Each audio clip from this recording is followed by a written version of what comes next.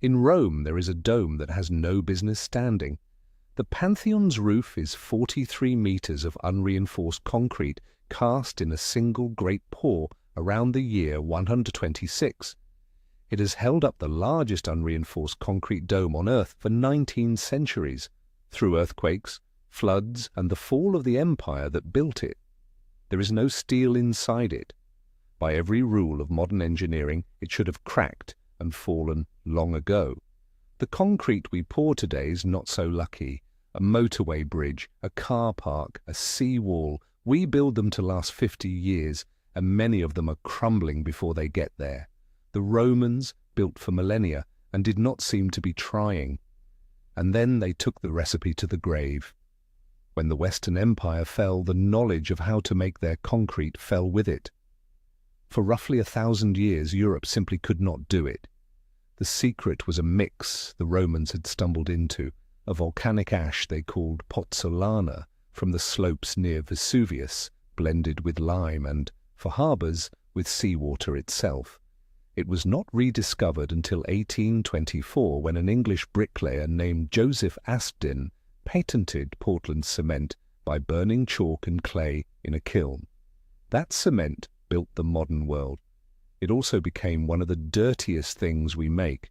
Producing it accounts for something like 8% of all the carbon dioxide humanity emits, more than every aeroplane in the sky. So engineers went back to the Pantheon and asked the obvious question, how did they do it and why does ours fail when theirs did not? The answer came in 2023 from a team at MIT led by Admir Masick.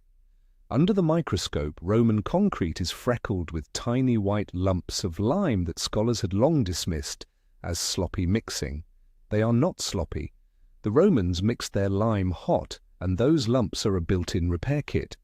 When a crack opens and water seeps in, it dissolves the lime, which flows into the crack and recrystallizes, gluing it shut. The concrete heals itself. A geologist named Marie Jackson found the seawater trick was stranger still. In Roman harbours, salt water reacts with the ash to grow rare crystals through the concrete over centuries, so the structure does not merely survive the sea, it grows stronger in it. Time rhymes finds the story. Today's news is repeating. New one every day.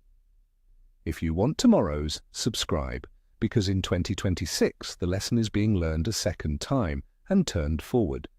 This year, a team at Worcester Polytechnic Institute in Massachusetts unveiled a building material that does the one thing concrete never could. They borrowed an enzyme called carbonic anhydrase. It is the same molecule in your own red blood cells that lets you breathe out carbon dioxide. In their material, that enzyme grabs carbon dioxide from air and water and locks it into solid calcium carbonate, the very stuff of limestone and seashells. The material hardens in hours, and instead of belching carbon the way cement does, it swallows it. The numbers are the whole story. A cubic metre of ordinary concrete throws off around 330 kilograms of carbon dioxide. The same volume of the new material locks away about 6. One is a source, the other is a sink. They have made a structural stone that cleans the air as it sets. It is, in a sense, the Roman trick finished. The Romans made a stone that healed itself and grew stronger in the sea. They did it by accident and could not explain it. We spent 2,000 years first forgetting it, then crawling back to understand it, and now we are trying to do it on purpose and better. Not just a stone that lasts, but a stone that pays back the carbon it took to make.